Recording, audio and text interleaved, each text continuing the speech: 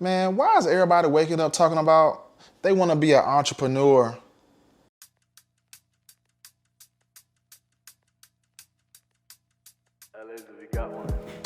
So are you savvy enough to work for yourself and put in that work so you be successful and make unlimited money, travel when you want to, do when you want to, when you want to? So what values do you bring to the table in the business that you think you can transition from your 9 to 5 to working for yourself? Every single thing out here in this world is not meant for you to do full time. Some of them business that you're doing may just be a part-time thing and you're trying to make it a full-time position. It doesn't go like that. You have to sit back and think of what values do you bring to the table that makes that switch from that 9 to 5 to a full-time entrepreneur. Do you have 6 months in reserves? Because that is a really key into switching from 9 to 5 to full-time. Sometimes it doesn't work like that. Like with myself, I end up losing my job a couple of times, and then I end up making my transition back to full-time entrepreneur, and now I'm a real estate agent full-time, and I do video production. So my situation was definitely different compared to most individuals who switches their job from 9 to 5 to full-time because they have that 6 months reserve. And what that 6 month reserve does is, most of the time when you transition to being full-time working for yourself, you want that reserves because you never know how it's going to go within them 6 months. So you're gauging that within them 6 months, you have the reserve to take care of your personal bills, your business, the bills within your business, your products that you need to get, or whatever it is that get you over the hump. So after that 6 months, you start seeing more income that compensates for the reserves that you have.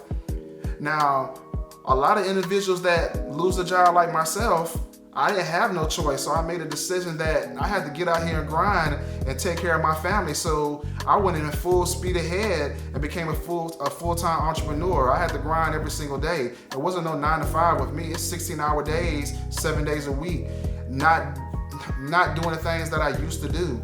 So I'm saying this because you can make that transition from 9 to 5 to working for yourself, but it's definitely not for every single body. You gotta look within yourself and see, is that actually for you? Can you really cut it out here in the world and work for yourself? Because you don't got nobody telling you what to do. You gotta do all that within yourself. So you need to look in the mirror and ask yourself, can you actually do it?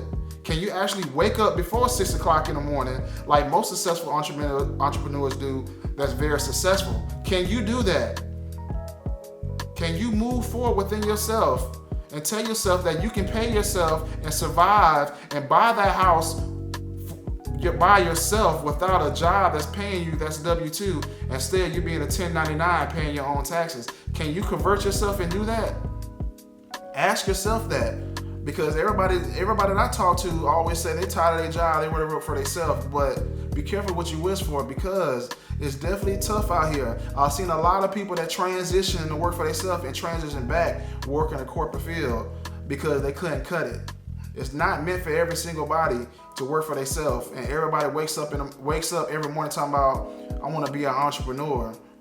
It's not for everybody, I can tell you that now. Sometimes being an entrepreneur is maybe just doing something on a part-time and making some residual income that helps you out with your daily job. So you have 2 sources of incomes coming in instead of you just quitting that 9 to 5 and you just going full-time entrepreneur.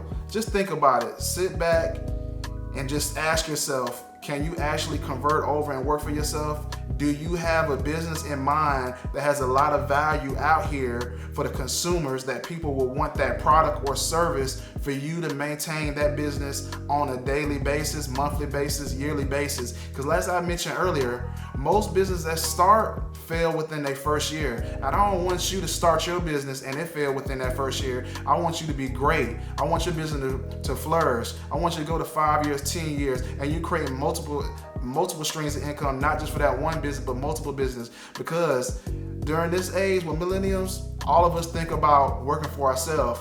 But as I said earlier, be careful what you wish for, because it's a lot of work.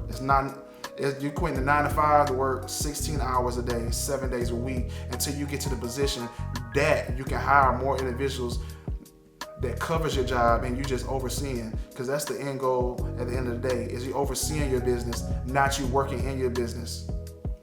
This is Tramayne Wright Choice, your Motivational Tip Monday. What value do you bring to the table for you working for yourself?